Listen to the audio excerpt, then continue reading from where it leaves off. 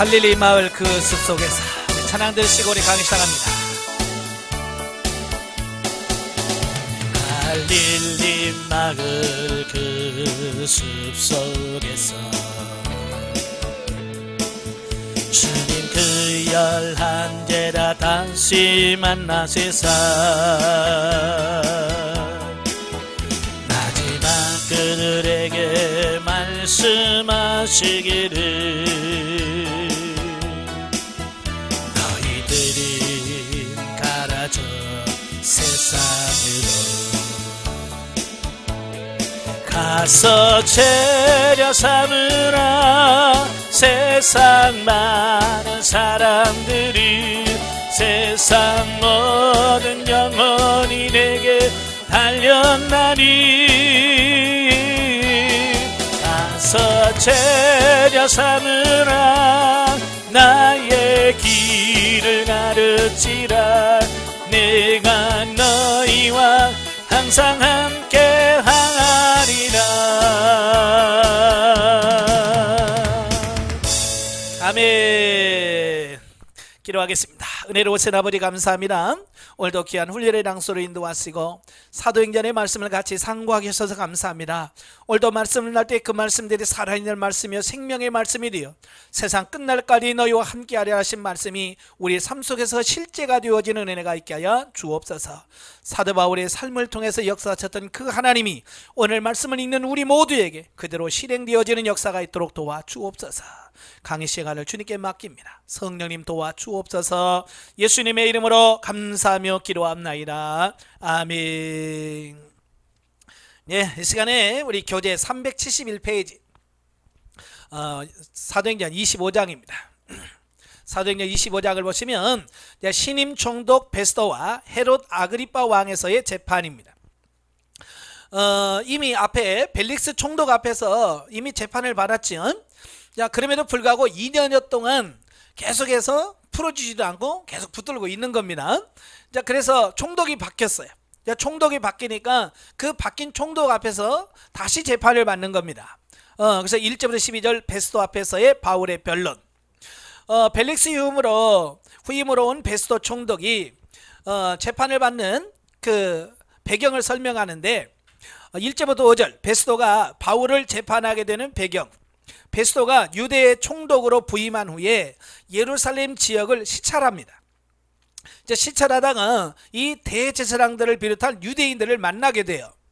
그러니까 이 대제사장들과 유대인들이 바울을 보내달라, 예루살렘을 보내달라, 거기서 우리가 재판을 해야 되겠다라고 말하죠. 근데 보내달라는 이유는 뭐예요? 중간에서 죽이겠다는 거죠. 네, 중간에서 죽이겠다는 겁니다. 근데 이 베스도는 좀 공정한 사람이거든요. 불합리한 것은 타협을 안 하는 부분이에요. 그러니까 그 바울을 보내달라고 하니까 사실은 이 총독으로 부임한 지 얼마 안 됐기 때문에 바울이 어떤 사람인지, 바울이 어떤 죄를 지었는지 그걸 모른단 말이에요. 모르고서 함부로 말할 수가 없지요. 네, 또 한 가지는 바울이 로마 시민권자이기 때문에 그가 가이사에게 상소할 수 있는 권리가 있어요. 예, 일반 사람들은 없어요. 로마 시민권자만 자기가 받은 재판에서 자기 마음에 안 들면 상소할 수 있는 권리가 로마 시민권자들에게 있습니다.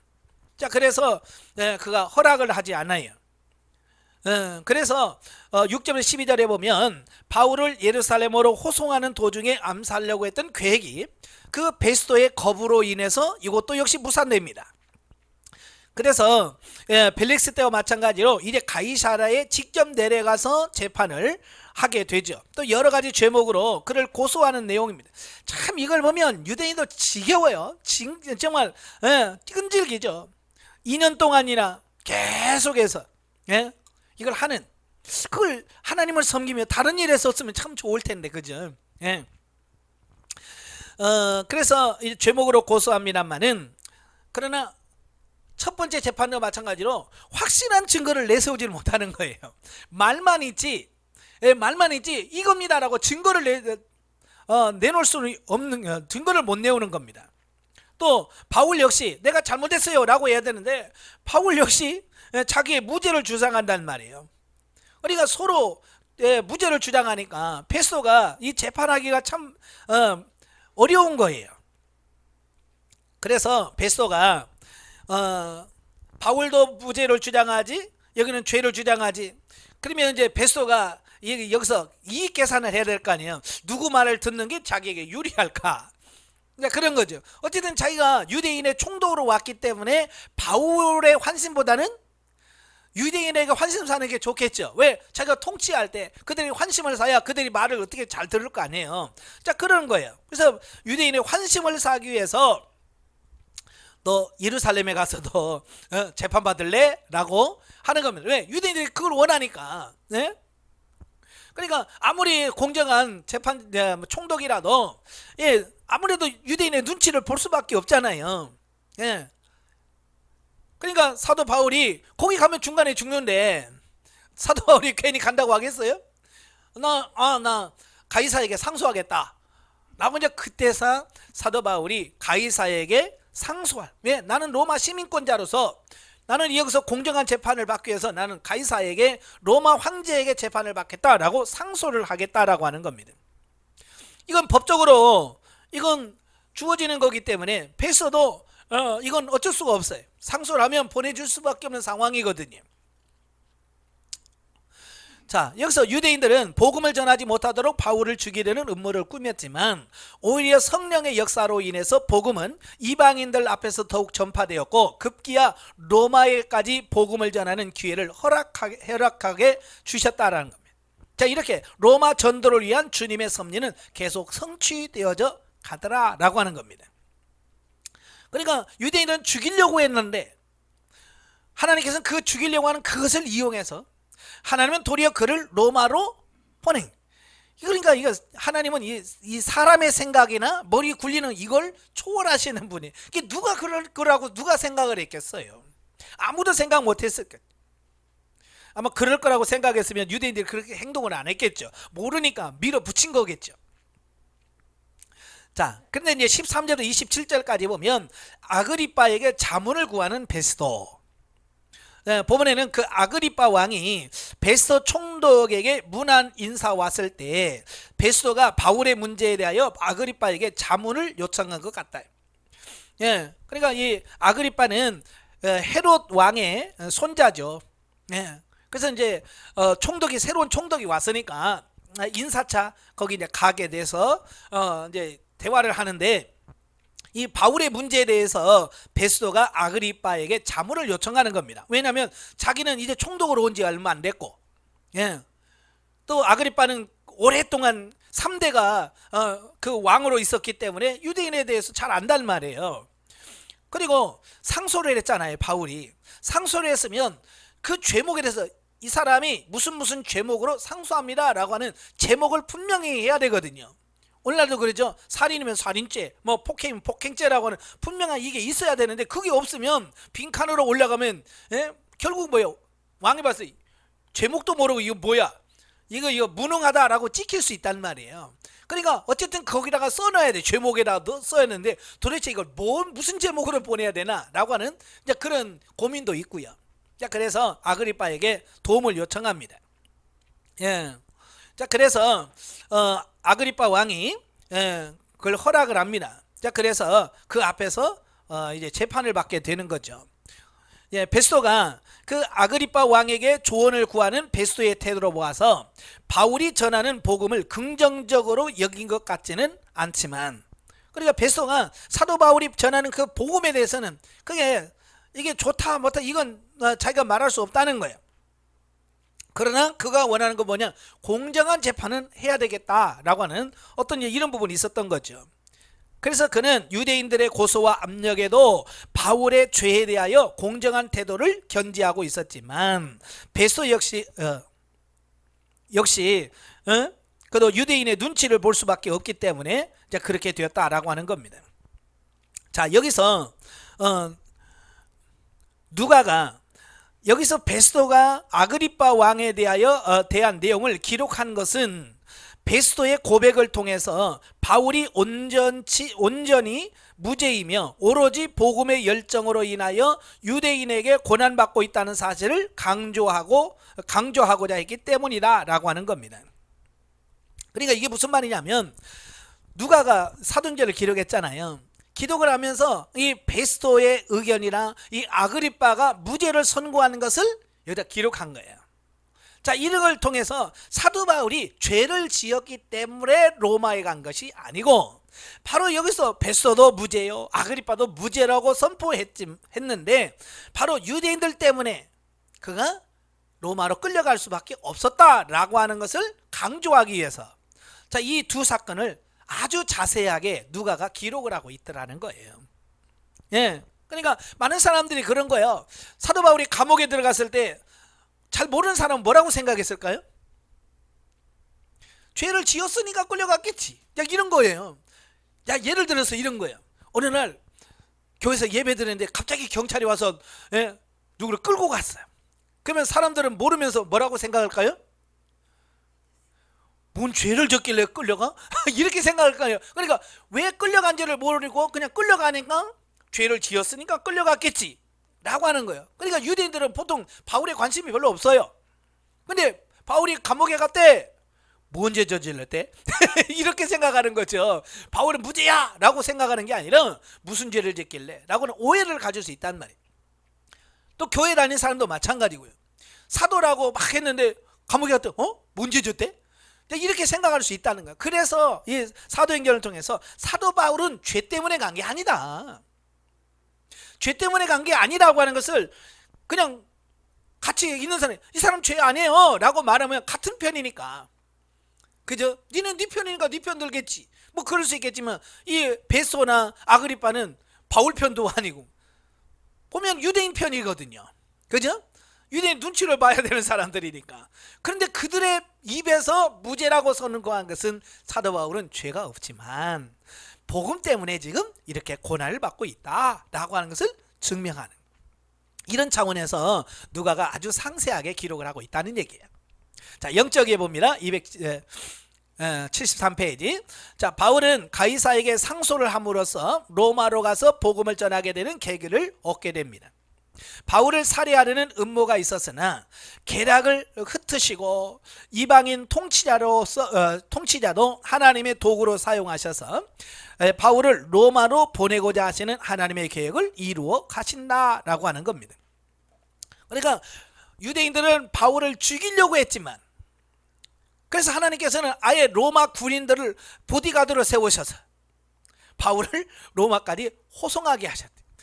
예, 이게 하나님이에요. 그런 로마 군인들이 호송을 하고 있기 때문에 유대인들도 어떻게 할 수가 없는 거야.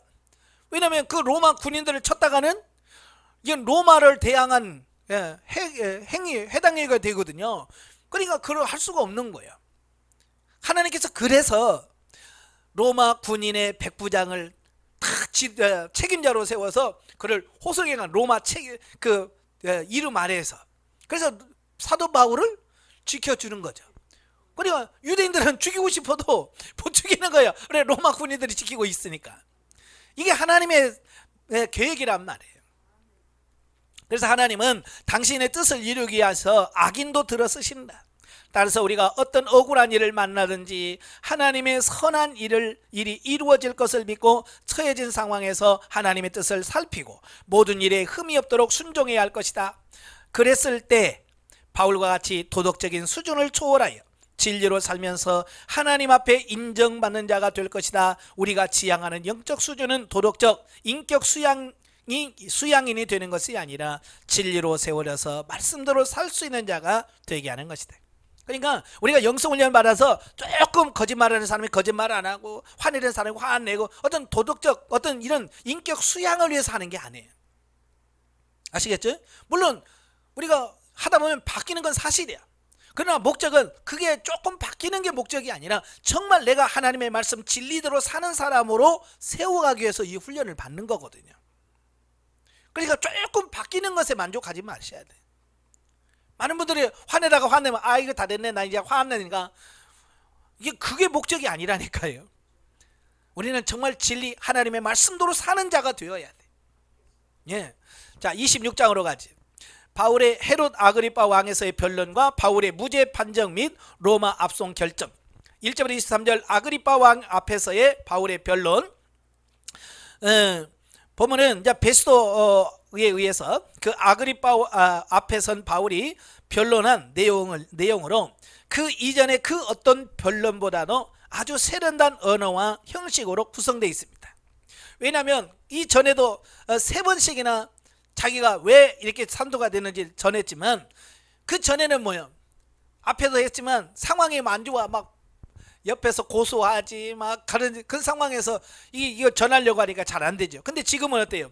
아그리파 왕 앞에서 그냥 자연스럽게, 고소한 사람 없이 이렇게 하니까 자연스럽게 할 수가 있죠. 그래서 1절부터 3절을 보면 아그리파 왕은 베스도에게 신문의 권한을 위임받아서 반론에게 변론을 요청하고, 이에 바울은 베스도가 잘 알지 못하였던 문제들까지도 아그리파는 정확히 이해할 수 있었으므로 그 앞에서 변론을 다행스럽게 여겼다라고 하는 겁니다. 자, 아까도 말한 것처럼 베스도는 이제 총독으로 막 부임해서 잘 몰라. 유대인의 습관이라든지 관례라든지 뭐 종교적인 이런 걸 잘 몰라. 그러나 아그리파는 이미 헤롯 대왕부터 해서 3대째 유대의 왕으로 있었 사람이에요. 그러니까 3대째 왕으로 통치하고 있었기 때문에 유대인에 대해서는 너무 잘 알고 있는 거죠.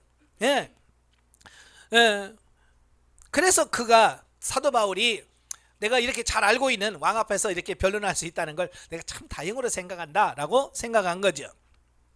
그래서 바울은 자신을 미심쩍어 했던 베스도에게 자신의 무지함을 아그리파를 통해서 확실히 입증할 수 있게 되었다는 겁니다. 그래서 4절부터 22절은 이제 바울의 변론 내용입니다. 그 중에서 4절부터 12절까지는 바울은 자신이 유대인이었을 때를 회상합니다. 그러니까 자기가 예수님 만나기 이전에 자기 상태를 이야기하고 있어요. 우리도 간증할 때 보면 내가 예수 믿기 전에 어떤 삶을 살았는지를 먼저 얘기를 하잖아요. 사도 바울도 그러는 거예요. 그래서 자신을 철저한 유대교의 바리새인이다, 또 하나님을 열심히 섬겼고, 세 번째 나사렛 예수에 대해 대적하여 복음을 핍박하던 자였다라고 하는 사실을 고백하고, 그러다가 다메섹에서 자기 예수님을 만나서 회심하게 되었다라고 하는 것을 밝히고, 그때부터 이제는 이방 선교의 전기를 이루어는 결정적인 사건이 되었다라고 이렇게 말합니다. 그러다가 13절 22절에서는 자신이 이방 선교를 위해 택함 받은 자임을 변론합니다. 그래서 자신이 다메섹 도상에서 예수 그리스도를 만나 이방 선교의 사명을 부여받고 복음을 전파하다가 유대인의 핍박을 받게 된 것임을 고백합니다. 그러니까 왜 자기가 지금 감옥에 왔는지에 대한 설명을 한 거예요. 내가 이렇게 예수를 핍박하다가 이제 도리어 예수를 전하는 사람이 되어서 이제는 유대인들이 옛날에 같은 편이었는데 이제 그들이 나를 이렇게 공격한다. 그러니까 내가 어떤 죄를 지었기 때문이 아니라 이 전하고자 하는 이 복음 때문이다 라고 하는 것을 말씀하는 거예요. 그래서 이 변론에서 바울은 유달리 이스라엘의 조상들과 선지자 그리고 메시아에 관한 언급을 참 많이 합니다. 이는 아마도 유대인의 풍습과 역사를 잘 알고 있는 아그리파 왕을 의식한 의도인 것으로 보인다. 그러니까 모르는 사람한테 이야기하려면 안 되잖아요. 안 통하잖아요. 그러니까 아까도 말한 것처럼 3대째 이스라엘 왕으로 있었기 때문에 유대인의 풍습, 관례 이런 걸 다 알고 있단 말이에요. 그러니까 그런 걸 쭉 이야기하면 아그리파 왕은 다 이해할 수 있는 겁니다. 마치 이단들이 전도할 때 누구한테 전도해요? 그렇지, 믿는 사람한테 하는 거예요. 왜? 그 사람은 이미 하나님에 대해서 알지. 성경도 대충 알고 있지. 그러니까 자기들이 하고자 하는 일을 아주 할 수 있어요. 근데 생둥이들, 전혀 하나님 안 믿는 사람한테는 하나님부터 전해야 되니까 얼마나 힘들어요. 그러니까 그들은 아주 쉬운 방법, 예수 믿고 신앙생활하는 사람한테 가서 이야기하는. 왜? 말이 통하니까. 사도 바울도 이제 그런 거예요. 다 알고 있기 때문에 그런 걸 다 설명하는 거예요. 그래서 자신과 자신의 사명이 하나님께로서 온 것이므로 자신도 하나님을 동일하게 섬기고 있으며 유대인들의 고소대로 이단이거나 성전을 모독한 자가 아님을 항변합니다. 따라서 유대인들의 고소가 결국은 조상들이 전하여 준 말씀과 구약의 예언을 믿기 거부하는 유대인의 완악한 마음에서 나온 것임을 강조합니다. 즉 바울은 자신의 복음이 전혀 새로운 것이 아니며 이미 모세 이전부터 약속되었고 성취된 언약의 복음임을 변론하여 자기가 유대교의 전통과 배치되지 않고 있음을 보여주려고 노력했다라는 겁니다. 그러니까 자꾸 뭐냐면 이 개신교를 자꾸 유대교에서 이렇게 파생하게 나온 신종 이단 이렇게 생각한단 말이에요. 그죠? 유대인들은 그렇게 생각을 했어요. 그러니까 바울은 그게 아니라는 거예요. 우리는 이제 막 생겨나는 신종 종교가 아니라 이미 유대인들이 섬기는 그 모세 때부터, 아니 창세 때부터 하나님께서 이런 구속사적인 관점에서 이 역사를 이렇게 이루어 놓으셨고 메시아를 보내주셨고 지금 우리를 이렇게 구원해 가신다, 이걸 쭉 설명하면서 유대인들이 아직 이 복음을 모른다, 하나님의 이 구속사적 이 계획을 모른다라고 전하고 있는 거예요. 오늘도 마찬가지예요. 성경을 읽으면서 이 구속사적 성경을 꿰뚫어보는 이 구속사적 이걸 모르면 성경을 문자적으로만 이해하니까 이런 오해를 할 수밖에 없습니다. 그래서 성경을 잘 보셔야 돼요. 잘 보시되 그냥 문자적으로만 보면 의미가 없어. 그래서 제가 늘 말해요. 구속사적인 관점에서 성경을 꿰뚫어보는 이런 부분이 열려져야 되고 성경을 통시적으로 창세기부터 요한계시록까지를 한꺼번에 쭉 볼 수 있는 이런 안목이 열려져야 돼요. 그 안목이 열려야 성경을 이해해서 성경에서 진짜 뭘 말씀하시려고 하는지 이걸 알 수 있어요. 많은 사람들이 성경을 이해하긴 하지만 부분적으로만 하는 거예요. 부분적으로만. 성경 전체에서 뭘 말씀하려고 하는지를 모르고 부분적으로만 이해하니까 연결이 안 되는 거죠. 그래서 성경을 창세기부터 요한계시록까지 쫙 순서대로 읽으십시오. 아시겠죠? 이해가 안 되더라도 자꾸 읽다 보면 몇 번 읽어보면 이게 이제 맥이 보여요. 맥이 뚫려. 그러면 그게 다 이렇게 이렇게 연결되는구나. 이게 연결되어지면 그때부터 이제 뭐가 보이냐? 구속사가 보여요. 그러면서 더 나가서 여러분이 수료하고 나서 해야 될 계시 발전사가 보여요. 하나님께서 구약에서 이렇게 역사하셨던 하나님이 신약에서 이렇게 역사하셨고 요즘 교회 시대 성령 시대 이렇게 역사하시고 마지막 결론은 하나님의 나라에서 이렇게 하시려고 하시는 거야. 이게 이제 보인단 말이에요. 그래야 진짜 신앙생활을 할 수 있는 거예요. 그 눈이 안 열리니까 아직도 율법에 매여가지고 그렇게 사는 거예요. 자, 23절에 보면 자 바울이 행한 변론의 핵심이면서 기독교의 핵심이기도 한 메시아이신 예수 그리스도의 죽음과 부활을 통하여 구원이 이루어졌고 이 구원은 이스라엘과 이방인에게 동등하게 전파되어야 한다는 것을 말씀합니다. 그러니까 모든 결론은 예수 그리스도의 부활과 승천 통한 구원이거든요. 이게 구속사의 핵심이에요. 자, 이걸 전하는 겁니다. 그래서 이상에서 보듯이 이미 바울의 변론은 변론의 차원을 넘어서 아그리빠와 다른 이를 향한 복음 선포의 장으로 바뀌어가고 있다. 그러니까 사실은 바울은 나는 죄가 없어요 이 이야기를 해야 되거든요. 법정에서. 그죠? 나는 죄 안 졌어요. 근데 쟤들이 나를 이렇게 했어요 라고 해야 되는데 바울은 지금 뭘 전하고 있냐면 예수 그리스도의 복음을 전하고 있는 거예요. 복음을 전하고 있는 거예요. 이처럼 자기는 자기 생명을 보존하기 위하여 변론에 급급하지 않고 자기 변론을 위해 주어진 기회를 오히려 복음 증거의 기회를 삼았다는 거예요. 이는 사도 나중에 베드로의 디모데에게도 말할 때 그냥 너는 때를 얻든지 못 얻든지 복음을 전하라 했잖아요.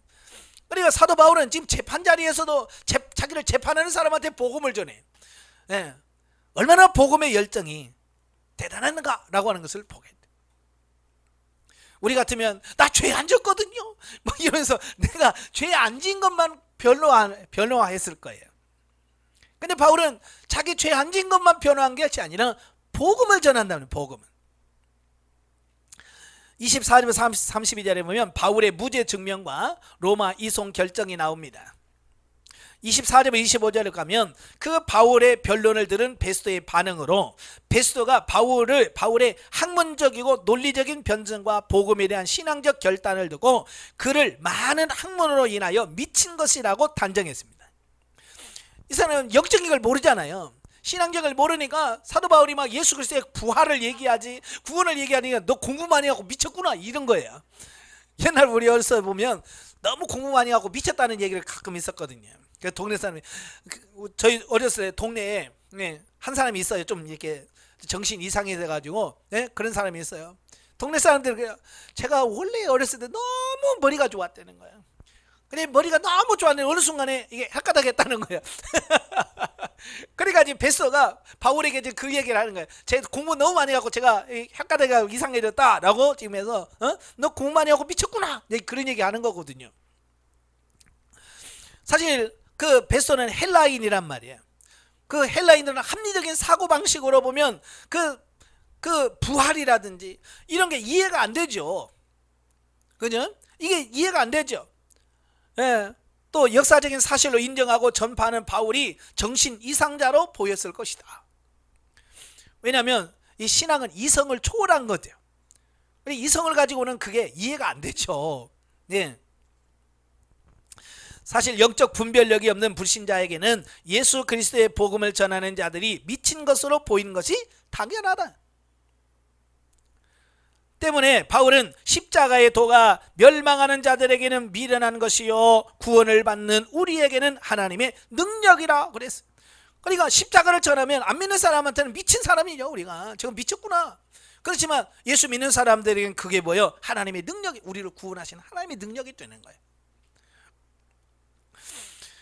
자, 26절 29절을 보면 아그리빠를 향한 바울의 권고로 바울은 베스도의 비난에 아랑곳하지 않고 자기 말을 이해할 수 있는 아그리빠를 향해서 복음의 결단을 요구하게 이릅니다. 베스도는 못 알아먹어. 그걸 못 알아먹어. 근데 아그리빠를 조금 알아먹는 것 같거든요. 그러니까 그 재판장 앞에서 아그리빠에게 믿어야 된다, 예수 믿어야 된다, 이 복음을 전하고 결단을 촉구하는 거예요. 참 이거 지금 상황이 반전됐어요. 바울은 이러한 모습은 죽음을 두려워하지 않고 복음을 전했던 그의 열정을 잘 대변해 주는 것으로서 이미 그는 죄수의 몸이 아니라 복음 전도자의 위치에서 확신 있게 복음을 전파하며 신앙의 결단을 촉구하고 있음을 볼 수 있다. 이건 죄수의 모습이 아니에요. 죄수의 모습을 한 번만 봐주십시오. 제발 좀 형량을 좀 줄여. 이래야 죄수의 몸인데 사도 바울은 그런 모습이 없어. 예수 믿어야 돼요. 왕이요, 예수 믿어야 됩니다. 그래야 구원 받습니다 라고 도리어 복음을 전한단 말이에요. 벨릭스에도 기회를 주었듯이 아그리빠에도 회개할 수 있는 기회를 주었어요. 사도 바울을 통해서. 근데 아그리빠는 끝내 바울의 그 회개 촉구를 외면합니다. 그래서 그가 받아들이지 않아요. 결국 그래서 그가 하나님의 징계와 심판을 통해서 죽어요. 이게 하나님께서 악한 사람이라도 그냥 죽이는 게 아니에요. 기회를 주신단 말이에요. 회개할 수 있는 기회를 줘. 근데 다 회개할 기회를 놓쳐요. 그래서 결국은 그들이 죽어요. 하나님께서 주신 기회를 놓치면 안 돼. 오늘도 마찬가지예요. 오늘 영성훈련 받는다는 이야기는 하나님께서 우리에게 새로운 삶을 살 수 있는 기회를 우리에게 주신 거거든요. 그래서 이 기회를 놓치지 말고 이 훈련을 통해서 우리 자신이 변화를 해서 영적인 삶으로 가야 돼. 근데 이 기회만을 놓치면 다른 기회 없잖아요. 또 물론 하나님께서 또 다른 데 기회를 주실 수 있겠지만 이 기회를 놓치면 그 다음 기회 얻을까지 그 시간이 사망의 시간이잖아요. 허송세월이 될 수 있단 말이에요. 그러니까 이 주어진 기회를 놓치지 말고 끝까지 승리하시기를 바래요. 30절 32절까지 보면 아그리빠에 의해서 바울의 무죄 판정이 나옵니다. 즉 아그리빠와 베소는 비록 복음을 영접하지는 않았어요. 그래서 내가 예수 믿을게 안 했어요. 그러나 바울의 그 확고한 신앙이 결코 죄가 되지 않음을 인정합니다. 그러나 바울에 대한 베스도와 아그리빠의 무죄 인정에도 불구하고 바울은 결박된 몸으로 로마에 가게 됩니다. 왜냐하면 바울이 이미 가이사에게 항소를 제기한 상태였기 때문입니다. 물론 바울은 상소를 취함으로도 놓일 수 있게 되었으나 바울은 결코 상소를 취하거나 다른 방법으로 놓이기를 원치 않았다는 겁니다. 예, 그러니까 바울은 상소를 했기 때문에 너 무죄야. 그러면 아 그래요, 항소 포기합니다. 그러면 어떻게 해요? 무죄로 풀려 나오는 거거든요. 왜? 베소나 아그리빠에서 무죄라고 선포됐기 때문에 나 항소 포기합니다. 그러면 무죄에서 풀려 나올 수 있어요. 근데 바울은 안 했어요. 항소를 포기하지 않았어요. 왜냐? 그는 이번 기회를 이용해서 자기 자신이 그토록 가기를 원했던 로마로 갈 수 있는 기회로 삼았다는 거예요. 예, 그리고 또 주님의 약속이었던 로마 전도를 이루고자 하는 까닭이었습니다. 결국 그는 그의 소원대로 로마 전도 수건을 달성하게 되어지는 거예요. 그러니까 바울이 이 재판정에서 이렇게 하는 것은 단순히 자기의 무죄만을 증명하려고 하는 것이 아니라 그런 과정을 통해서 하나님이 계획하셨던 그 구속사가 자기를 통해서 성취되어지기를 바라는 거예요. 자, 영적에 봅니다. 보면은 바울이 로마로 떠나기 직전에 로마인과 유대인 앞에서 진리의 핵심을 증거하는 내용이 나옵니다. 베소 총독은 바울이 전하는 복음을 들어도 영적인 귀가 열리지 않음으로써 바울을 미친 자로 간주합니다. 이처럼 자신의 지식과 자존심을 버리지 않는 한 우리는 복음의 비밀을 영적으로 밝히 깨달아 알 수 없다. 제가 늘 기도하면서 뭐라고 그래요? 심령을 열어 깨닫게 하시고 눈을 열어 보게 하시고 귀를 열어 들을 수 있게 해주세요라고 기도하죠. 왜? 이게 안 되면 아무리 들어도 못 깨달아. 하나님께서 보여줘도 그게 뭔지 몰라. 들려줘도 그게 무슨 말인지 못 알아먹어. 그래서 심령이 열리고 눈이 열리고 귀가 열리기 위해서 기도하셔야 해. 자, 우리가 영적으로 거듭났어도 옛사람의 습관과 사고에 벗어나지 못하면 육적 신앙인에 머물러 신령한 삶을 살 수 없다는 것을 보여주고 있습니다. 왜냐하면 육에 속한 자는 영의 일을 알 수가 없대요. 예. 고린도서 2장 14절에 말씀해 주고 있어요. 내가 육에 속하 있는 나는 절대로 영적인 것은 알 수가 없어. 그래서 영의 것을 알려면 내가 뭐요? 영적인 사람이 되어야 돼. 아시겠지? 내가 변화받고 거듭나고 중생해서 영적인 사람이 되어야 비로소 영적인 것을 알 수 있어. 우리가 영성적인 삶을도 마찬가지예요. 내가 아무리 영성적 삶을 살고 싶어도 내가 영적으로 성장하지 않고 영성인이 안 되면 삶이 안 돼. 먼저 변화되셔야 돼. 자, 27장으로 갑니다. 자, 바울의 로마 여행 개시와 유라굴로 광풍 전후의 사건이 나오는데요. 1절부터 8절 바울의 로마 여행 시작. 본장은 이제 드디어 바울이 그토록 원했던 로마로 가는 그 모습이 나옵니다. 하지만 바울의 로마 여행은 단지 가이사에게 재판을 받기 위해서뿐만은 아니었다. 실로 바울은 하나님께서 약속하신 바대로 로마의 복음을 전하려는 원대한 목적에 따라서 스스로 죄인의 신분이 된 것이다 라고 하는 거예요. 어찌 보면 바울이 자기가 가장 안전하게 로마로 갈 수 있는 방법이 뭘까? 기도하면서 고민했을 거예요. 왜? 지금 유대인이 쫙 깔렸잖아요. 세계 유대인이 안 깔린 데가 없어. 그래서 풀려나서 개인적으로 가면 사실 언제 어디서 유대인들에게 죽을지 몰라. 그렇잖아요. 그래서 아까도 말한 것처럼 그 보디가드가 딱 로마 그 백부장과 여러 군인들이 딱 지키고 호송을 하니까 이걸 건드렸다가는 그 로마에 대항하는 이런 행위가 되기 때문에 보고도 못하는 거예요. 그러니까 사도 바울도 얼마나 고민 많이 했겠어요. 또 죄수의 몸으로 끌려가려고 하니까 얼마나 그러겠어요. 그렇죠? 그럼에도 불구하고 그는 로마 군의 호송을 받으면서 편안하게 로마로 갈 수 있었다라고 하는 거예요. 자, 보면은 로마 여행의 서론 부분으로서 가이사라에서 그레데까지의 행적으로 바울은 백부장인 그 율리오의 책임 아래 다른 죄수 몇 사람과 함께 가이사라에서 배를 타고 시돈을 거쳐 구브로 해안을 통과해서 루기아의 무라성에 이릅니다. 그리고 그곳에서 다시 알렉산드리아를 향 출발하여 이탈리아로 가는 배를 갈아타고 그레데 섬의 미앙이라고 하는 곳에 도착을 하게 되어집니다. 뭐 요즘처럼 죄수들을 특별히 호송하는 배라든지 이런 게 있는 게 아니고 그때는 그냥 범선이라고 해서 그냥 떠다니는 배 그냥 있으면 만나면 타고 가고 그런 배거든요. 그냥 그 배를 타고 가는 겁니다. 9절부터 26절까지 보면 광풍 속에서의 하나님의 보호 약속. 이래 미양이라고 하는 동네에 항구에 도착했습니다. 그때 사도 바울이 백부장에게 이야기합니다. 여기서 겨울을 나고 가자. 왜냐하면 절기상으로 지금 이때 배를 움직이게 되면 이때가 언제냐면 절기가 대속죄일 전후거든요. 대속죄는 7월 10일이에요. 이 7월 10일이 지나면 이제 겨울철로 접어듭니다. 겨울철로 접어들면 이제 바람의 방향이라도 이게 달라져요. 그러니까 바울이 자기가 지금까지 1차, 2차, 3차 전도여행 떠나면서 얼마나 많은 여행을 했겠어요. 그죠? 배를 타고. 그러니까 이게 이제 알지요. 그래서 그런 부분에 대해서 또 기도하면서 성령께서 또 조명해 주시는 분도 있고, 그래서 여기서 겨울 나고 가자라고 권고합니다. 사실 당시의 선박으로는 겨울철에 지중해를 항해한다는 것은 매우 위험한 일이었다. 왜냐하면 겨울철의 지중해는 강한 북동풍이 불 뿐만 아니라 태풍이 자주 발생하여 당시와 같은 선박은 조난을 당하거나 파손될 가능성이 매우 컸기 때문이다라는 겁니다. 지금은 다 뭐요? 동력으로 움직이잖아요. 석유나 기름이나 뭐 가스 떼가지고 엔진 돌려가고 가니까 뭐 이게 뭐 바람하고 거의 뭐 바람 불어도 그냥 가죠. 근데 옛날에는 범선이란 말이에요.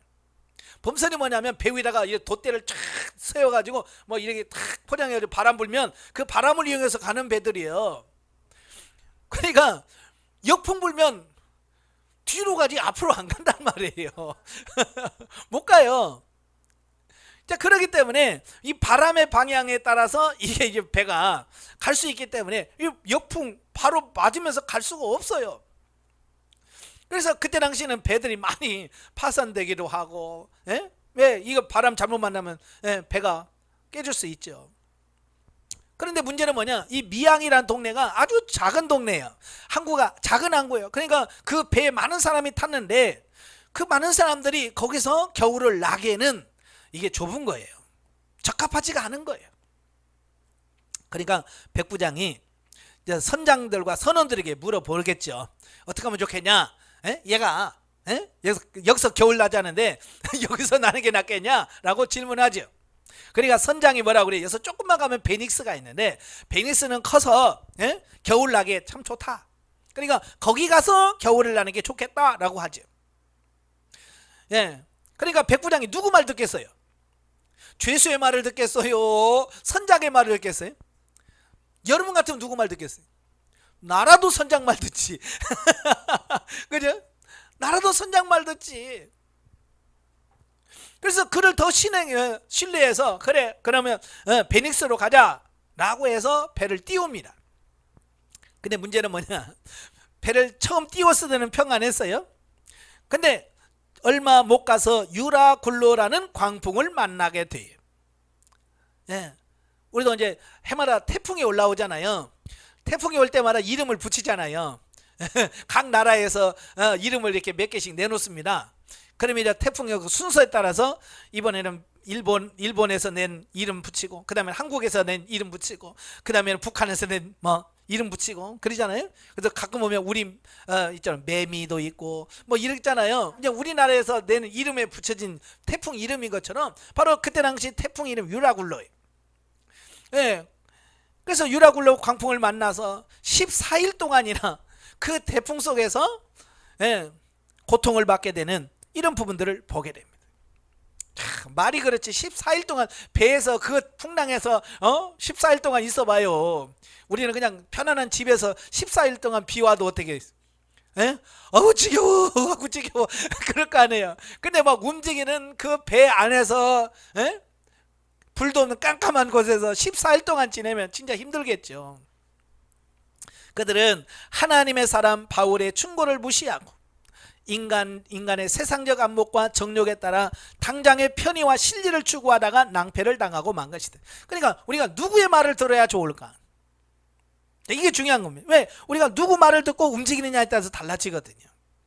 우리가 영적인 사람, 그죠? 영적인 사람의 말을 듣고 움직여야 되는데, 근데 이 말이라고 하는 것은요, 내가 영적인 사람은 영적인 말이 들려요. 근데 내가 육신적인 사람은요, 영적인 말 안 들고요, 육신적인 이야기만 들려요. 참 신기해요. 그러니까 똑같은 제가 설교를 하잖아요. 육신적인 사람은 설교 끝나고 육신적인 것만 싹 받아들여요. 신기해요. 그래서 나중에 설교 끝나고 오늘 무슨 은혜 받았어요? 그러면 육신적인 것만 다 얘기해. 왜냐면 자기가 육신적이기 때문에 육신적인 것만 쏙쏙 받아들여요. 예? 그래서 누가 복을 받았다면서요, 누가 헌금 많이 하고 복 받았다면서요, 맨날 그 얘기만 하는 거예요. 예, 설교하다 보면 간증도 하고 이러잖아요. 꼭 그런 것만 받아들여요. 근데 영적인 사람은 그런 거 안 받아들여요. 내가 죽어야 된다고요. 예? 자가 파쇄된다고요. 이걸 말하는 거예요. 왜? 자기가 영적인 사람이기 때문에 영의 것을 받아들여요. 이 백부장이 왜 선주의 말을 들을 수밖에 없는가? 육신적인 사람이니까 육신적인 사람의 말을 들을 수밖에 없는 거예요. 그래서 여러분 자신도 기도하셔야 돼요. 내가 영적인 사람이 되어야 된다. 그러니까 훈련받기 초기에서 많은 분들이 그래요. 목사님, 왜요? 교회 옮겨야 될 것 같아요. 아니, 왜요? 우리 목사님이 맨날 육신적인 설교만 해요. 그래서 아직은 때가 아니요. 더 기다려 봐요. 예. 기다려서 나중에 생명단계에 들어가서 그때 결정해요. 내가 그러거든요. 생명단계에 와서 그래요. 목사님, 우리 목사님 설교가 달라졌어요. 뭔 소리요? 옛날에 육신적인 설교만 했는데요, 우리 목사님이요 영적인 설교를 해요. 막 그래요. 여러분, 목사님이 바뀌었을까요? 자기가 바뀌었을까요? 예, 자기가 바뀐 거예요. 그러니까 옛날에는 자기가 육신적이었기 때문에 목사님의 설교 들으면 육신적인 것만 들어왔던 거예요. 근데 자기가 영성훈련을 통해서 변화돼서 영적인 단계에 와 보니까 이 영적인 말이 들어오는 거예요. 그러니까 자기 딴에는 뭐예요? 우리 목사님이 달라졌다는 거예요. 우리 목사님 바뀌었다는 거야. 설교가 바뀌었다는 거야. 그래서 제가 아니에요. 원래부터 목사님은 저런 분이었어요. 예? 원래부터 저런 분인데 이제 집사님이 바뀌니까 이제 그렇게 바뀐 거예요. 라고 말하는 거예요. 어때요? 여러분, 이제 설교가 목사님 똑같은 목사님인데 들려지는 게 다르죠? 예? 예전에 들었던 그 말씀이 아니, 영적인 말씀이 들려와. 그 내가 영적인 사람이 되었다는 얘기예요. 근데 이걸 모르니까 맨날 자기가 변화될 생각을 안 하고 맨날 목사님 욕만 하는 거야. 순 육신적이라고. 자기가 순 육신적인 거 뭘 깨달아. 깨달으시길 바래요. 예. 자, 21절부터 26절까지 보면 절망적인 상황에서도 오직 한 사람 바울만은 담대할 수 있었어요. 그 배 탔던 사람이 다 이제 14일 동안 막 그게 있으니까 전부 다 뭐 거의 죽은 시체와 비슷했을 거예요. 얼굴이 다 노랗게 돼서 얘 죽었구나 하고. 근데 쌩쌩한 사람이 딱 하나 있어, 바울이. 예. 그 많은 사람 중에서 바울만 쌩쌩한 거야. 왜냐? 그는 뭐요? 로마에 가서 복음을 전하게 되리라는 주님의 약속을 신뢰했어요. 믿었어요. 그러니까 풍랑에서도 여기 죽지 않느라. 왜? 제가 가끔 그러잖아요. 사명이 있는 자는 결코 죽지 않는다. 예, 사명이 있는 자는 결코 죽지 않아요. 그래서 교통사고가 나도요, 사명 다한 사람은 가요. 근데 사명을 다하지 않은 사람은요, 차는 폐차가 돼도 안 죽고 살아나와요. 왜? 아직 사명이 있기 때문에 그래요. 참 신기해요. 근데 어떤 사람은요, 아니 사람이 죽을 만한 사고도 아닌데 죽어. 왜? 사명이 다 했으니까. 근데 어떤 사람은 죽어야 되는데 안 죽어. 왜? 사명이 남아있으니까. 오늘 여러분이 지금 왜 이 자리에 앉아 있어요? 왜 안 가고 이 자리에 남아있냐고요? 예, 사명이 있기 때문에 그러는 거예요. 그러니까 하나님, 오늘도 내게 준 사명이 무엇이며 내가 해야 될 사명이 뭡니까? 라고 기도하면서 그 사명을 성취하는 사람이 돼야 되는데, 그걸 모르니까 그냥 사명을 할 생각을 안 하고 맨날 하나님 오래만 살게 해주십시오, 맨날 그러고 있는 거야. 오래만 살면 뭐해? 죄만 저짓지. 사명을 감당하셔야 돼. 또 하나님께서 그 풍랑 가운데서 주님이 나타나서 뭐라고 그래? 이 배에 있는 영혼을 다 너에게 맡겼다. 내가 이 생명을 다 너에게 준다. 주님의 약속했잖아요. 그 주님의 언약 약속을 믿으니까 그 풍랑 속에서 바울은 실망하지 않고 그냥 뚝뚝 다룰 수 있었던 거예요. 자, 이렇게 바울은 이 사실을 절망에 빠진 사람들에게 알려 그들을 위로하고 격려합니다. 그러니까 바울은 자기 자신만 있는 게 아니라 배에 있는 사람들에게 자기가 만난 자기 위로해 주신 그 하나님을 보면서 소망을 주는 겁니다. 여러분 절대 죽지 않습니다. 하나님 여러분의 생명을 내 손에 맡겼습니다. 주님이 이렇게 말씀하셨습니다. 물에 빠진 사람들은요 뭐라도 붙잡고 싶잖아요. 그죠?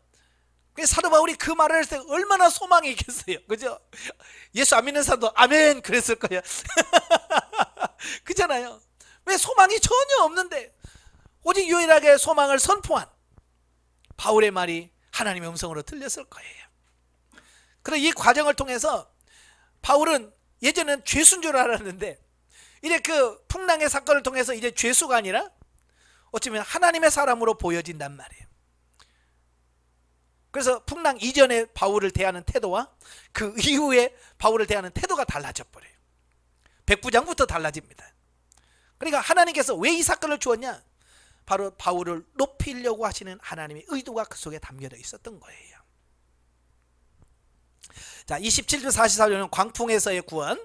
자, 역시 바울의 탁월한 활약과 바울로 인해 배 안의 모든 사람들이 극적으로 구원을 받게 된 사실을 여기서 기록하고 있는데요. 열 나흘째 되던 날 밤에 이제 멜리데라는 섬 근처에 배가 다다르게 됩니다. 그러니까 선원들은 이제 물 깊이를 이렇게 재보고 점점점 이게 낮춰지는 거예요. 그러니까 뭐요? 이제 육지가 다가왔다.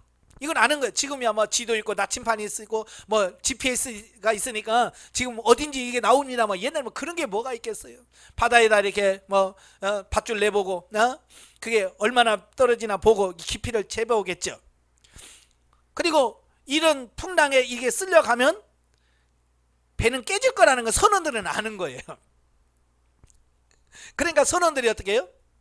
우리라도 도망치자. 지네들 살겠다고 빨리 그 구명정 내려가지고 도망가려고 하는 거예요. 근데 바울이 가만둘 리가 없죠. 몰래 빠져나가려고 하니까 백부장한테 가서 저거 또 도망가려고 하니까 저거 못 가게 해라. 저거 왜냐면 선원들이 있어야 그래도 배가 아무래도 관리가 되겠죠. 선원들만 다 빠져나가면 안 되잖아요. 전에는 백부장 말 안 듣던 바울의 말 안 듣던 백부장이 그 말을 얼른 듣고 가서 구명정을 잘라서 못 도망가게 하잖아요. 자, 누구 말 들어야 좋은지를 알기 때문에 이렇게 바뀌어진다니까요. 이 사건을 통해서.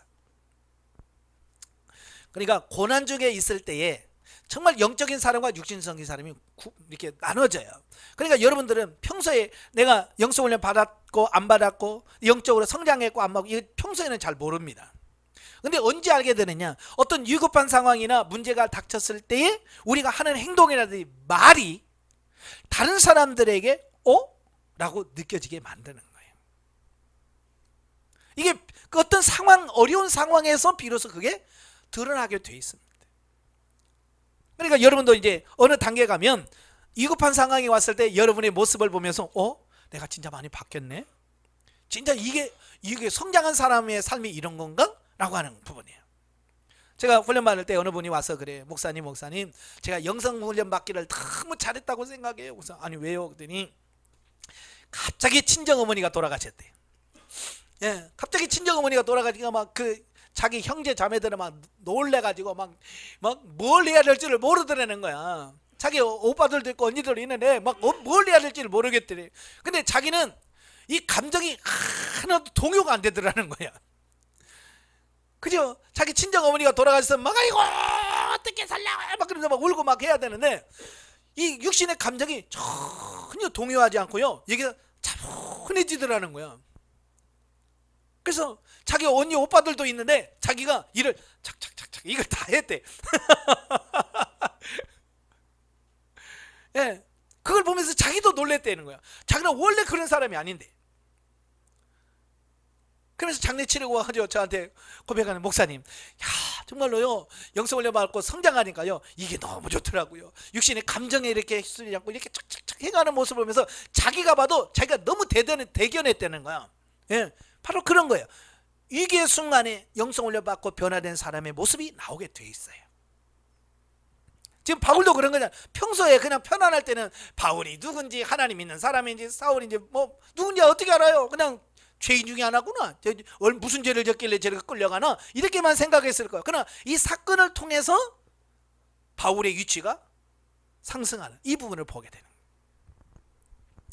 결국 날이 새자 육지에 무사히 상륙함으로써 모두 구원함을 받게 되죠. 예. 근데 여기서 이제 주목해야 될 것은 뭐냐? 백부장이 바울에 대한 호의를 베푼다는 거예요. 즉 날이 새자 사람들이 배를 육지에 대기 시작했고, 배가 두 물이 합쳐지는 곳으로 잘못 빠져들어서 배가 파손이 됩니다. 이제 파도에 끌려서 육지에 탁 부딪히니까 이제 배가 깨지기 시작하는 거예요. 그러니까 배가 깨지면 이제 죄수들이 어떻게 하겠어요? 죄수들은 도망가죠. 그죠? 아, 이번 기회다. 도망가야 되겠다. 이제 탈옥을 생각하겠죠. 근데 간수들의 입장에서는 뭐요? 죽이자는 거예요. 왜냐하면 이 죄수를 죽여달라고 하는 이유가 뭐냐면, 이 죄수를 도망치거나 놓치면 그가 받아야 될 벌을 이 간수들이 받는 법이 있어요. 사형수를 놓치면 대신 사형을 받아야 돼요. 그러니까 이 죄수들은 간수들은 이 죄수를 정말 자기 목숨같이 지키는 거예요. 근데 여기서 한 명이라도 도망치면 그 죄가 자기가 받는 거예요. 그래서 차라리 죽이면, 도망가다가 내가 도망간 걸 죽였습니다, 그러면 자기는 책임 없는 거예요. 왜? 도망가는 걸 죽였기 때문에. 그래서 죽이는 건 괜찮아. 놓치면 문제가 되는 거예요. 그러니까 이 간수들이 이 죄수를 다 죽입시다. 그러니까 그렇다고는 이 바울까지 죽겠거든요. 그러니까 백부장이 그래, 야, 너 헤엄칠 줄 아는 사람 먼저 가라. 그래서 헤엄칠 줄 아는 사람 먼저 가서 딱 기다리고 있고, 죄수들이 오면 거기서 잡아가지고 이렇게 하면 살 수 있잖아요. 그래서 바울도 살고 다 살게 하는 어떤 이런 부분을 볼 수 있겠죠. 자, 백부장이 바울을 살리기 위해서 이런 행동을 하게 된 이유는 뭐냐면, 그가 떠나기 전에 죄수들에서 제목을 다 얘기했을 거 아니야. 이놈은 살인죄야. 이놈은 무슨 죄야 라고 했을 때, 바울에 대해서는 얘는 지금 갈 이유가 없는데, 네? 네? 이렇게 죄수로 갈 이유가 없는데 그냥 가는 거니까, 네? 참고해. 아마 그랬을 거예요. 그러니까 이 베스도 총독에게 들은 것도 있고, 또 이번에 광풍 풍랑을 통해서 가지 말자고 자기가 갔지요. 이런 것들을 경험하면서, 아, 이 사람은 보통 사람이 아니구나. 자, 그걸 알게 된 거죠. 그래서 이제는 바울을 죽이려고 하는 사람이 아니라 이제 바울을 적극적으로 호의를 베풀고 그를 존경하는 사람으로 바뀌어져 버린, 참 하나님이 하시는 게 이렇게 대단한 거예요. 물론 백부장의 이러한 호의는 긍정적으로 로마 전도를 위해 바울을 계속적으로 인도하시는 성령의 역사로 말미암는 것은 두말할 나위가 없다. 이것도 성령께서 하셨다 그 말이에요. 자, 28장입니다. 자, 멜리데 섬 체류 기간 중에 이적들과 멜리데에서 로마까지의 여정 및 바울의 로마 사역에 대한 요약이 나오는데요. 1절부터 10절 멜리데 섬에서의 두 이적.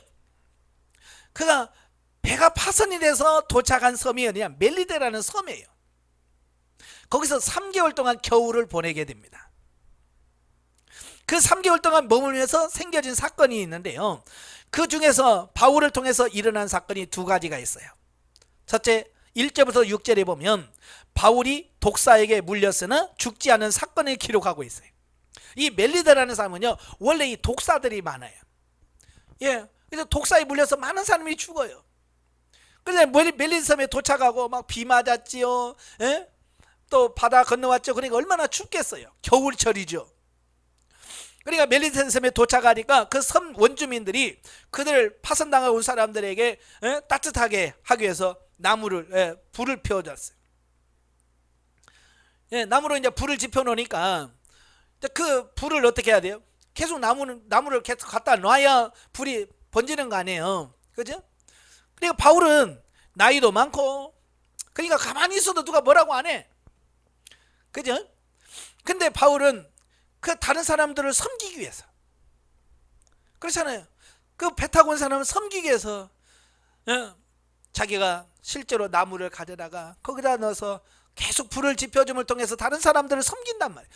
참 이걸 보면서 이 바울의 삶이 섬김이 몸에 배어 있는 것을 보게 돼. 참 저도 보면 많은 분들이 이게 교회에서 신앙생활 할 때 보면 이 섬김이 몸에 배신 분들이 있어요. 참 이분들은 참 그 모습이 아름다워. 근데 어떤 사람은요, 섬김에 몸에 안 배우고 항상 뭔가 대접만 받으려는 사람이 있어요. 그죠? 교회 가서도 맨날 가만히 앉아서 물 떠와, 밥 가져와 이런 사람이 있어요. 꼭 갖다 줘야 먹는 사람이 있고, 먹었으면 자기가 먹는 그릇이라도 갖다 주면 얼마나 좋아. 가만히 앉아서 남이 다 그것도 치워줘야 되니 참 어려워요. 근데 어떤 사람은 교회 처음 왔는데도 불구하고요, 처음 왔으면서 제가 뭘 도와드릴까요? 막 이러면서 섬기는 사람이 있어요. 왜? 그분은 뭐요? 어렸을 때 섬기는 이런 삶이 본인의 몸에 배웠기 때문에 그런 거거든요. 좀 그런 사람이 되길 바래요. 참 교회에서도 보면 그래요. 그래서 저도 이렇게 사람들 보면 처음에 와서 하는 행동들을 보면 정말 큰 일꾼이 되겠다, 이게 알게 되는 게 뭐냐면, 와서 처음에 와서 대접만 받고 가만히 꼼짝하는 사람은요, 이걸 오래돼도요 맨날 그 해주기만 바라는 사람들. 근데 처음으로 와서 뭘 도와드릴까요 하면서 이렇게 하는 사람들이 나중에 잘해요. 그러니까 바울은 이미 그것 때문에 자연적으로 그냥 섬기는 삶이 되었기 때문에 섬기는 거예요. 근데 나뭇가리에 숨어있던 뱀이 물어버린 거예요. 그러니까 이 섬 사람들이 손에 그 뱀이 달려있는 걸 보고 뭐라고 그래? 이건 죽었다. 왜냐면 그 사람들은 뱀에 물려 죽은 사람을 많이 봤잖아요. 그러니까 그 뱀에 물려서면 다 죽어. 그러니까 사람들이 야, 도대체 무슨 죄를 졌길래 풍랑에서는 살렸는데 여기서 뱀에 물려 죽냐? 자, 보통 사람들은 인과응보 사고를 갖고 있잖아요. 죄를 지으면 반드시 심판을 받고 징계를 받고 죽는다라고 하는 어떤 인과응보의 사상이 있기 때문에 그들도 바울이 큰 죄를 지은, 역적이란 뭐 이런 죄를 지은 사람으로 생각을 한 거죠. 예, 그래서 뱀에 물린 바울이 언제 죽나 이렇게 쳐다보는 겁니다. 이제 좀 이따가 이제 얼굴이 붓고 퉁퉁 면서 아이고 하면서 죽어야 되는데, 가도 시간이 가도 바울이 안 죽는 거예요. 그들이 보니까 신기한 거예요. 야, 뱀에 물린 사람 좀 이따가 막 아이고 춥다 하면서 죽어야 되는데 안 죽어. 그러니까 안 죽어. 아무 이상도 없는 거야.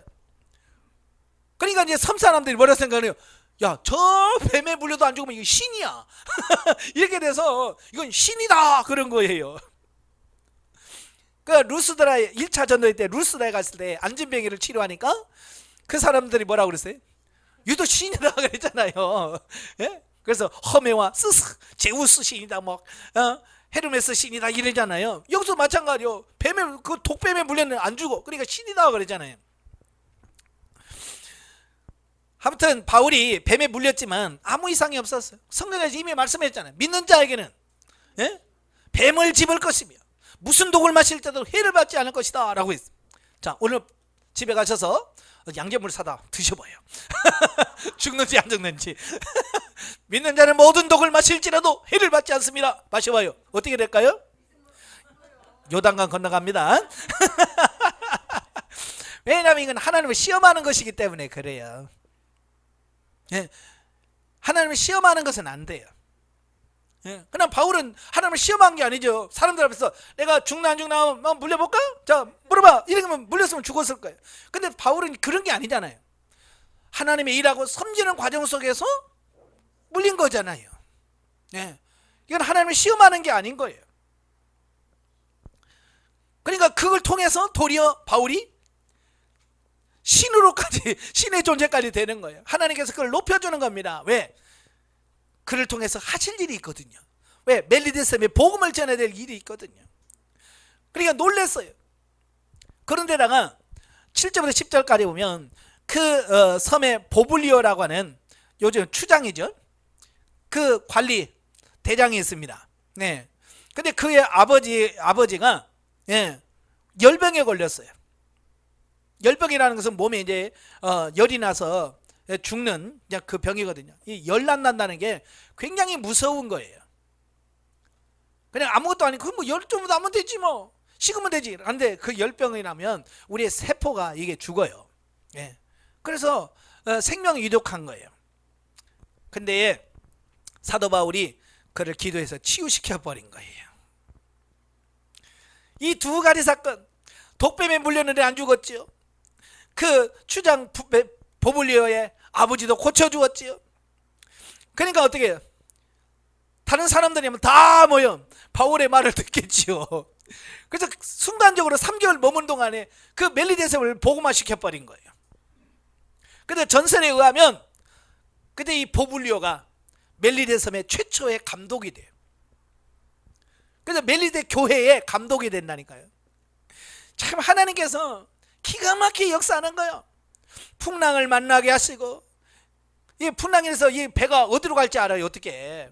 근데 하나님께서는 그 풍랑을 이용해서 멜리데산까지 그를 인도하고, 거기서 그를 만나게 하셨고, 뱀에 물리게 하고, 또 치유의 사역을 통해서 이렇게 하심을 통해서 그 섬에 전도할 수 있는 이런 부분이 생겨요.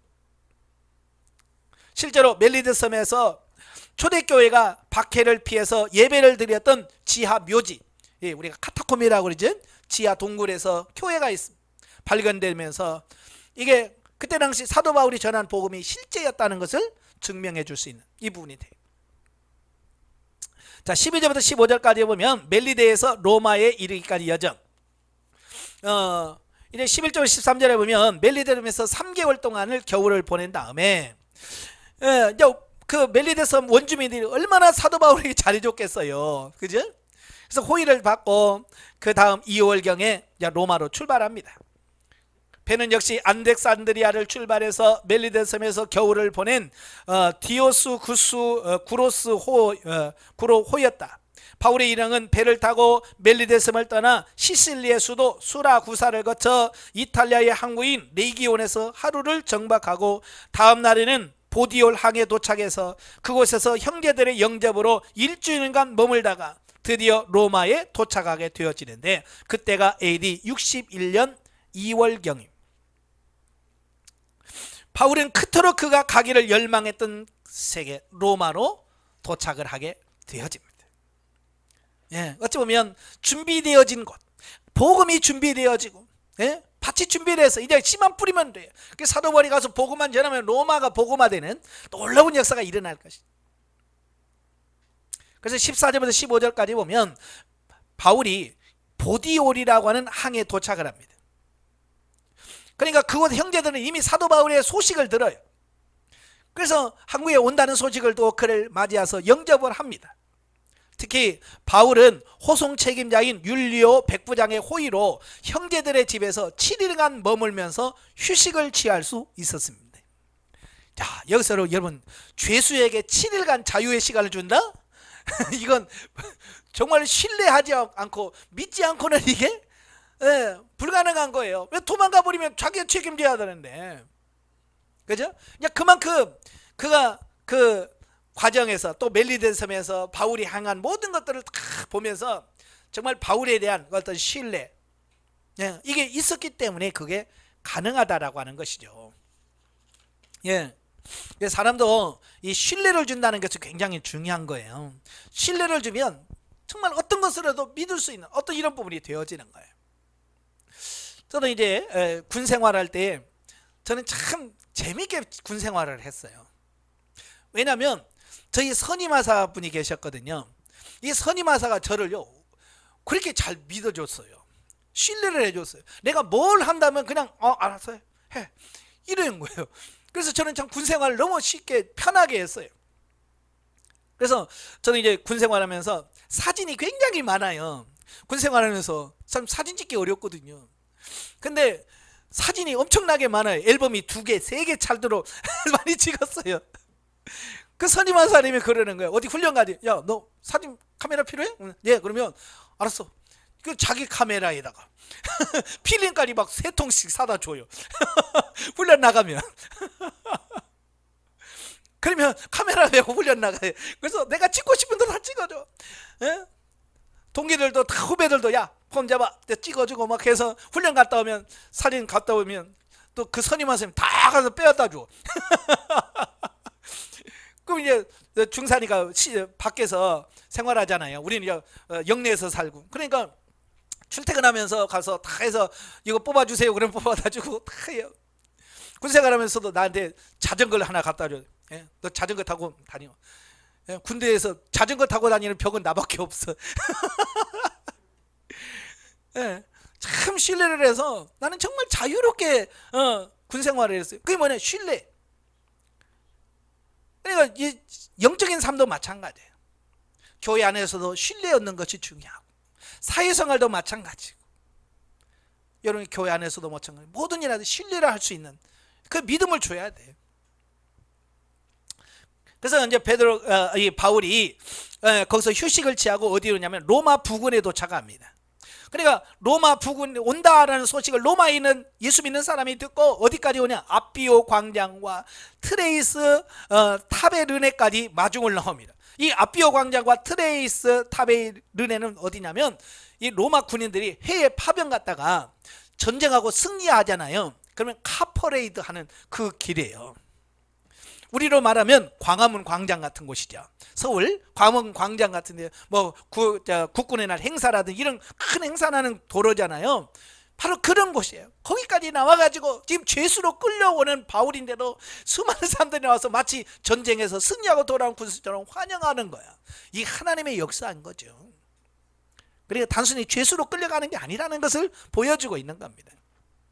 그래서 바울도 역시 그냥 아무도 없이 그냥 쫄쫄이 끌려갔으면 자기 신세가 처량했겠지만, 비록 죄수의 몸으로 가지만 많은 사람들이 사도 바울 화이팅 힘내요 막 이러니까 얼마나 힘이 되겠어요. 그죠? 네, 그래서 그가 위로를 받고 그렇게 가는 것을 보게 돼요. 자, 16절부터 29절까지 보면 이제 바울의 로마에서의 전도 사역, 이제 로마에 왔으니까 끝이냐? 아니란 말이에요. 이제 그곳에서 또 새로운 사역을 하는 겁니다. 그게 뭐냐? 거기서 또 복음 전하는 거예요. 16절에 22절까지 보면 바울이 로마에 사는 유대인들을 초청합니다. 유대인들을 초청해서 그가 로마까지 오게 된 배경을 설명을 합니다. 왜냐하면 유대인들도 무슨 생각을 했겠어요? 아니 그 예루살렘에 사는 고객인을 거기서 재판하면 되지, 왜 굳이 여기까지 와서 유대인의 망신을 시키는 거야? 라고 오해할 수 있거든요. 그렇잖아요? 같은 유대인으로서 만약에 우리 한국 사람이 미국의 법원에다가 고소했다 그러면 우리 사람들이 뭐라고 그러지? 저는 우리나라 망신시키는 거야? 라고 생각할 수 있는 것처럼 그 당시도 이럴 수 있단 말이에요. 그러니까 사도 바울이 그런 부분에 대해서 변론을 해야 될 거 아니에요. 너 왜 유대에서 예루살렘에서 재판 안 받고 얘 여기까지 온 거야? 라고 했을 때 거기에 대한 의문을 풀어주는 거지. 사실 내가 죄 때문에 내가 여기서 오고 싶어서 오는 게 아니라 내가 올 수밖에 없었던 환경을 쭉 설명을 해주는 거죠. 그러니까 유대에 있는 사람들은 별로 관심이 없어요. 아 그랬어? 그러니까 유대 안에 있는 사람들은 자기 생각에 갇혀가지고 바울을 죽여야 돼 그런 거지. 그 예루살렘을 떠난 유대를 떠나면 유대인들은 바울? 그거 가지고 뭐 죽을 수 있어? 그거 갖고 죽여? 안 돼. 이 생각이 다른 거죠. 가치관의 차이인 거예요. 그래서 이제 로마 미결수로서 로마 시민권을 가지고 있었기 때문에 재판을 받기 전까지 자유롭게 셋집에서 구류를 하게 됩니다. 그러니까 그 감옥에 들어가는 것이 아니라 셋집을 얻어서 재판하기까지 거기서 가택연금식으로 이제 집 안에서는 자유롭게 사람들은 만날 수 있고 밖에는 못 나가지만 또 오는 사람 만나서 얘기할 수 있는 이런 자유로움을 허락해 주는 거죠. 자, 그래서 그는 그곳에서 유대인들에게 먼저 복음을 전하고자 합니다. 그래서 유대인 제도자를 통해서 자기가 죄인으로 온 이유에 대해서 소상하게 설명을 합니다. 그런데 로마의 유대인 지도자들은 기독교에 관해서 이미 많은 것을 알고 있었고요. 예루살렘의 유대인과는 달리 바울에 대해서도 편견을 갖고 있지 않았다는 겁니다. 단지 바울의 도에 대하여 관심을 나타냅니다. 도대체 네가 뭘 전하길래, 이제 그러면서 호기심을 갖는 거죠. 바울이 말한 이스라엘의 소망을 듣고자 하였습니다. 그래서 바울은 특별히 유대인의 지도자를 통해서 자기의 동족에 대한 사랑을 전하고자 하였고 이방 전도의 필요성을 강조하고자 했습니다. 그래서 이방인 전도를 하게 된 배경에 대해서 쭉 설명을 해주고 있죠. 23절 29절에 보면 이제 바울은 로마의 유대인들이 자기를 찾아올 때에 하나님 나라를 증거하면서 구약의 말씀으로 예수 그리스도께서 메시아이시면서 구주라고 하는 사실을 증거합니다. 쉽게 말하면 복음을 전하는 거죠. 복음을 전하는 거예요. 예수 그리스도가 우리의 메시아다, 구원자다라고 하는 것을 전하는 겁니다. 그런데 이때 많은 사람들이 이 바울을 통해서 복음을 들었지만 그 반응은 소수의 무리를 제외한 대부분의 유대인들은 복음을 배척합니다. 그냥 호기심 때문에 도대체 뭔데? 라고 와서 보지만 듣지만 그걸 봐서 맞죠, 예수가 메시아구나, 이걸 받아들이는 사람은 극소수란 말이에요. 어디든지 마찬가지예요. 어디든지 정말 복음을 받아들이는 수는 극소수예요. 그렇지만 그 작은 숫자를 통해서 하나님의 나라는 확장되어지고 지금까지 온 거예요. 그래서 바울은 이사야 선지자의 말씀을 인용하면서 구원의 은혜가 복음을 배척하는 유대인들로 인하여 이방인에게 넘어갔음을 증거하여 이방 선교의 당위성을 선포하는 거예요. 우리가 내가 왜 이방인에게 전도할 수밖에 없느냐, 그걸 증명하는 거예요. 또 유대인들이 이렇게 하나님 말씀을 안 받아들이니까 결국 이 복음이 이방인에게 전가되는, 이사야 선지자가 이미 예언했지 않냐라고 하면서 이방인의 전도에 대한 당위성을 증거하는 거예요.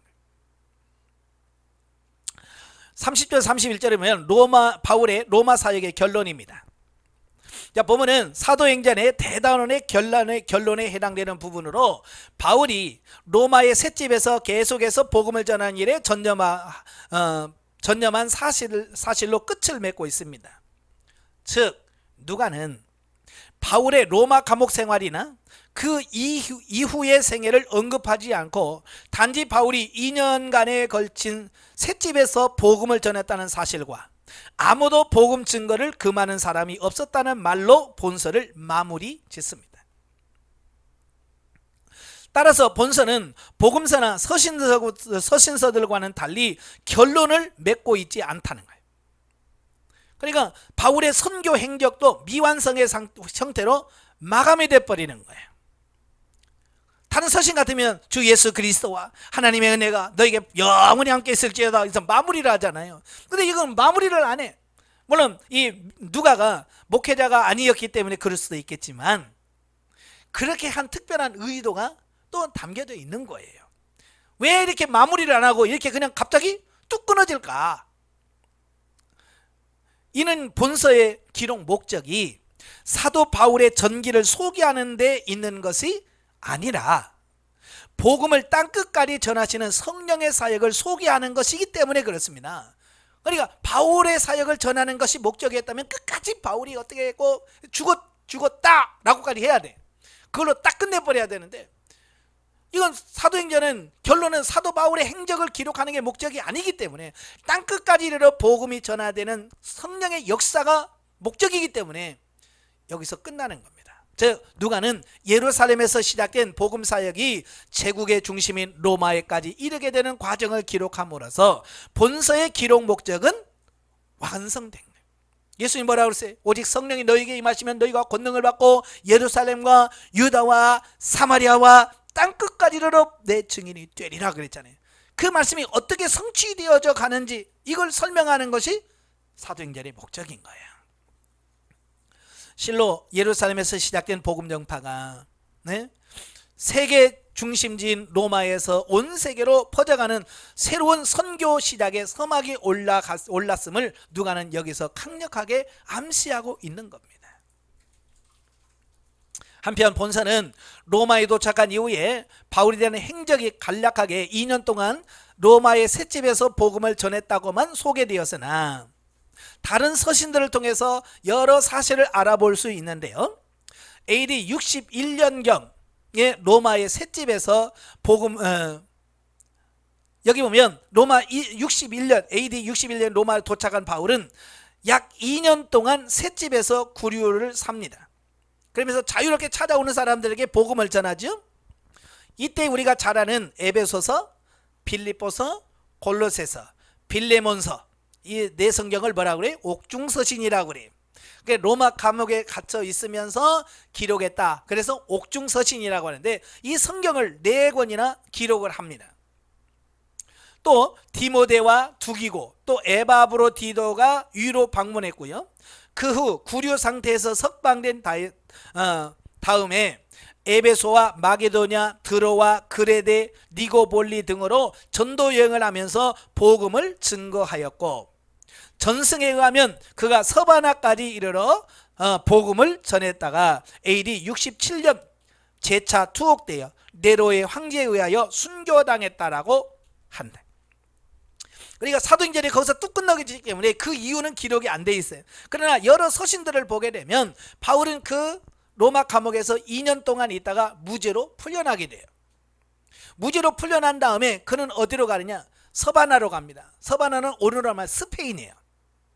스페인은 유럽의 어찌 보면 그 대서양과 만나는 그 끝부분이에요. 어찌 보면 사도 바울도 여기가 아마 땅끝까지 끝이지 않을까? 예, 지중해 그 끝이니까. 우리나라에 보면 해남이 땅끝 마을 뭐 그러잖아요. 그런 것처럼 그때 당시는 그 지중해 끝이 스페인이었기 때문에 거기까지 복음을 전하는 것이 땅끝까지 이르러 복음의 증인되리라 라고 하는 그 말씀을 성취로 아마 인식했을 거예요. 그래서 사도 바울은 어디까지나 그 서바나까지 가서 복음을 전하려고 했었고, 여기서 풀려나서 거기 가서 복음을 전하고, 그 다음에 그가 세웠던 교회를 쭉 되돌아봅니다. 그래서 에베소에서도 또 골로새, 또 니고볼리, 드로와 그레데, 자 이런 데서 계속 복음을 전하다가 결국 AD 67년에 네로에 의해서 다시 감옥에 들어갑니다. 그래서 네로에 의해서 그가 AD 67년에 참수형을 당합니다. 그 이후에 68년경에는 베드로가 십자가형을 받지요. 베드로는 왜 십자가형인데 바울은 왜 참수형이냐? 저는 설명드렸죠. 로마 시민권자는 사형당할 때 십자가형을 할 수 없게 돼 있어요. 그래서 사도 바울은 로마 시민권자야. 그러니까 사형을 당할 때 고통스러운 십자가형을 당하지 않고 그냥 참수형, 목배임을 당하는 참수형을 당하게 돼. 어떤 분은 순교에서 왜 바울이 차이가 나냐 뭐 그렇게 말해요. 그러니까 로마 시민권자와 비시민권자의 차이 때문에 그렇다라고 하는 거예요. 만약에 사도 바울도 로마 시민권이 없었다면 아마 십자가형을 당했을 거예요. 자, 한마디로 바울은 다메섹에서 회심한 이후 예수 그리스도의 참된 사도가 되어 성령의 사역과 교회 설립, 성장에 충성을 다한 일생을 보냈다고 할 것이다. 영적에 보죠. 27, 28장에서 본서에서는 약 2년 동안 사도 바울이 로마에서 복음을 전파하는 내용이 나온다. 바울은 로마에 흩어진 유대인들과 이방인들에게 복음을 전하기 위해서 스스로 메인자가 되었다. 복음이 증거되는 과정에서 그에게 많은 고난이 뒤따랐다. 바울은 다메섹 도상에서 주님을 만난 후 많은 훈련의 과정을 거치고 나서야 복음과 함께 고난을 받을 수 있는 자로 성숙되어 있었고, 어떤 환경에 처하든지 복음의 영광을 드러낼 수 있는 자가 되었다. 이런 바울의 신앙의 여정은 오늘날 우리가 나아가야 할 믿음의 여정을 잘 보여준다. 그죠? 사도 바울은 처음부터 날 때부터 이렇게 복음 전도를 갖춰줘서 나온 게 아니에요. 그래서 스데반 집사에 돌을 던질 만큼 완악한 사람이에요. 그러나 성령께서 그를 훈련시키시고 연단시켜서 바꿔가시는 거예요. 그 성령님이 오늘 저와 여러분을 부르셨고 오늘도 여러분을 바꿔가시려고 이 훈련을 받으신 거예요. 아시겠죠? 그러니까 바울을 변화시켰던 그 하나님이 오늘 저와 여러분을 바꿔가실 거예요. 소망을 갖고 달려가시길 바랍니다. 그래서 한 사람이 영적으로 변화되고 능력을 받아서 하나님의 뜻을 성취하는 자로 세워지기까지 개인에게 또한 교회 위에 성령의 조명하심, 복음 전파, 치유의 역사는 존속될 것이다. 주님이 오실 날까지 이 성령의 역사는 계속 갈 거예요. 자, 이 사도행전은 여기서 끝나지만 사도행전의 역사는 지금도 이어지고 있습니다.